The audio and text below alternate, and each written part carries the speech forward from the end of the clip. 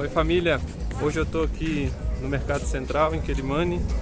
Vim comprar umas coisas aqui para casa, mas eu quero conversar com vocês sobre uma pergunta que tem sido muito feita aqui, eu acho que em muitos lugares do mundo, que é que será que Deus está perdido? E eu quero conversar isso com vocês lá em casa.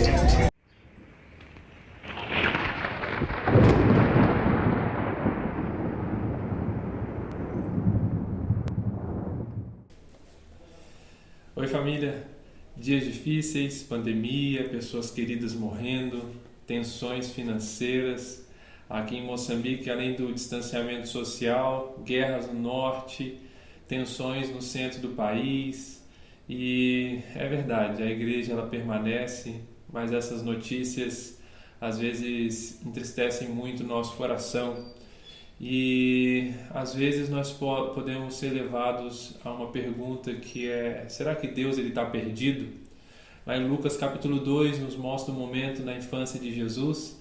Fala que terminando os dias da festa da Páscoa, José e Maria eles voltam para casa e depois de um dia de viagem eles percebem que Jesus não está com eles.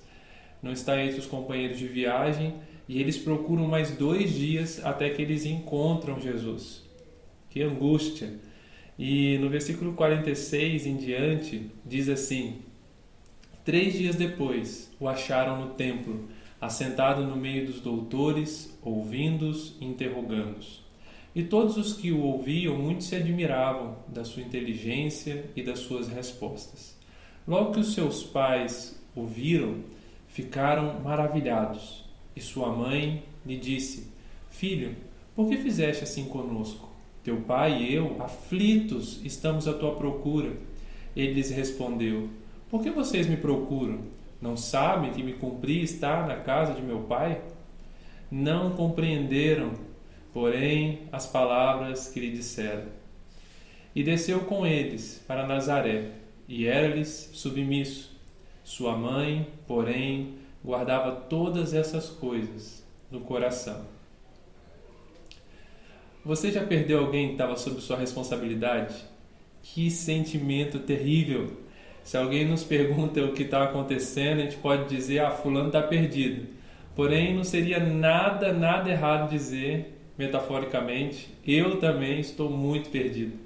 Porque nesses momentos a gente perde a linha de raciocínio, a gente perde a nossa dicção, né? A capacidade normal de pronunciar as palavras, a gente perde o ritmo da respiração, perde fome, a gente procura 2, 10 vezes no mesmo lugar.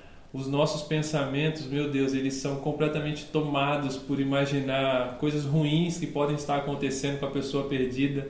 Enfim, tudo que é lógico nos foge como se fosse um sabão bem escorregadio da nossa mão. E não existem relatos detalhados sobre os sentimentos de José e Maria até encontrarem Jesus. A única expressão que é usada ali é aflição, mas eu acredito que deve ter sido muito intenso. Essa pequena descrição de como nós nos sentimos perdidos, como nós nos sentimos em relação aos nossos sentimentos, eu creio que não deve representar nem 10% do que eles viveram. Mas Jesus ele foi encontrado. E que momento curioso! Será que Deus estava perdido e foi encontrado? Obviamente não. Pela nossa experiência, o reencontro com alguém perdido é uma mistura de sermão, de desabafo, de amor, e é tudo ao mesmo tempo. No meio de um puxão de orelha, você logo dá um sermão severo sobre responsabilidade e no milésimo segundo você está abraçando, está beijando, está desabafando, falando louvado seja o nome do Senhor. E logo depois você já de novo naquele abraço, você está puxando a orelha, volta o sermão, volta o beijo e continua o ciclo. E no caso de José e Maria, eles se mostraram aflitos, eles questionaram Jesus. Eu penso que talvez eles se controlaram um pouco mais, porque eles sabiam que Jesus ele não era um filho comum, não era mesmo. E normalmente quando a gente encontra a criança que está perdida, ela está com um olhar de medo, muitas vezes cheias de perguntas, né, que precisam ser respondidas. Perguntas do tipo: onde você estava? Você vai sair de perto de mim outra vez? Eu vou ficar sozinha? Por que você demorou tanto? Ou eu estava com medo, o que aconteceu? Mas quando José e Maria olham para Jesus, eles ficam maravilhados. Ele estava falando com muita inteligência para as pessoas e os mestres da lei. Ele não estava desesperado, ele não estava com medo, ele não foi afetado no seu raciocínio. As suas emoções estavam assim plenamente em ordem. Ele não perdeu o controle. Não tem como você ficar menos que maravilhado com uma cena dessa. 3 dias, meus irmãos, 3 dias, e nada nele foi afetado. Deus, ele jamais fica perdido. Tudo que ele precisa está nele mesmo. É diferente de nós precisamos de oxigênio, de água, de alimento, de sol. Enfim, a gente precisa dele, mas ele não precisa de nós. Que segurança, meus irmãos, é servir um Deus que não precisa, que não necessita e que nunca se perde. Eu quero destacar 2 coisas que ministram meu coração na sequência do relato de Lucas. 2 coisas marcam profundamente meu coração. A primeira é que muitas vezes nós não entendemos a resposta de Deus. Depois que José e Maria eles questionam Jesus, Jesus responde com uma pergunta. E a palavra diz que eles não compreendem. É verdade que durante a nossa vida, muitas vezes nós nos sentimos perdidos, as circunstâncias vão nos cercando, nos fazem perder o nosso chão, as luzes da cidade se apagam, as falsas seguranças elas começam a revelar as suas falsidades, mas que Deus tenha misericórdia de nós, para que nós não caiamos no erro de pensar que o nosso Deus está perdido. Ele nunca está. Eu não tenho uma resposta teológica de o porquê Deus fala coisas que nós não percebemos no exato momento. Mas eu tenho experimentado de que Ele não reparte o privilégio de sustentar a minha vida com ninguém. Ele é o meu sustento no meu corpo, na minha alma e no meu espírito. No mês de maio, eu e minha esposa, a gente tomou uma decisão bem difícil. Foi interessante como que o Senhor foi conduzindo os nossos corações até a gente tomar essa decisão. Nós servimos aqui em Moçambique e nós tivemos a nossa segunda filha no final do mês de junho. E foi uma experiência incrível. Mas em maio, a gente tinha que decidir se o parto seria aqui ou no Brasil. E nesses tempos de coronavírus, ninguém sabia como estaria a saúde na nossa cidade, nossa pequena cidade aqui em Moçambique. E depois de a gente orar alguns dias, Deus colocou paz no nosso coração. E colocou paz para a gente ficar. E a gente tomou a decisão de que nossa segunda filha, ela também nasceria aqui em Quelimane, Moçambique. E foi interessante que a paz ela veio com um discernimento de que aquela decisão que a gente estava tomando não era uma garantia que tudo ia dar certo. Eu falo certo no sentido humano. Nós não sabíamos o que iria acontecer, mas o Espírito Santo nos levou a tomar aquela decisão, não baseado na resposta, mas na paz de Deus. Mesmo sem a resposta, meus irmãos, sem a resposta que a gente gostaria de ouvir a respeito do futuro, nós estamos desfrutando todos os dias do alvo das nossas orações, o Senhor Jesus.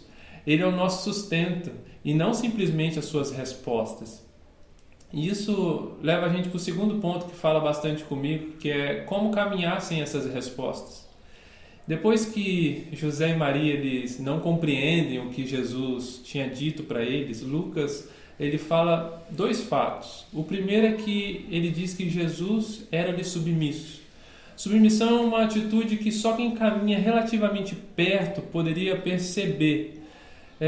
Para ver alguém ser submisso, é verdade que a gente pode ver com certa distância, mas isso é a minoria das vezes. Os momentos mais lindos de submissão, queridos, são aqueles momentos pequenos, aqueles que são quase ocultos, são rápidos, não precisam de pedidos, de ordens. E quando a gente vê isso em alguém, a gente aprende mais sobre o coração daquela pessoa. Queridos, escolham caminhar com Jesus, por causa de Jesus. Ande com Cristo, independente das respostas ou de possíveis benefícios. Por favor, leia as Escrituras com o coração aberto para conhecer os pensamentos de Deus e não para ganhar discussões. Misericórdia. Mantenha uma vida de oração pelo prazer da presença de Deus. É tempo de boas obras. Realize boas obras com a convicção de que você não pode fazer nada sem o Senhor Jesus. E enquanto a gente vai fazendo essas coisas perto do coração de Deus, vai anotando, como se fosse um pequeno aprendiz. E você vai percebendo cada vez mais o coração de Deus. Fazendo isso todo dia, a gente vai percebendo mais o caráter de Deus. Vai perceber mais dos pensamentos de Deus, os detalhes que vão sendo revelados para nós. E a gente vai conhecendo esse nosso Deus que nunca se perde. E depois Lucas relata o que Maria ela fazia com as coisas que ela não entendia.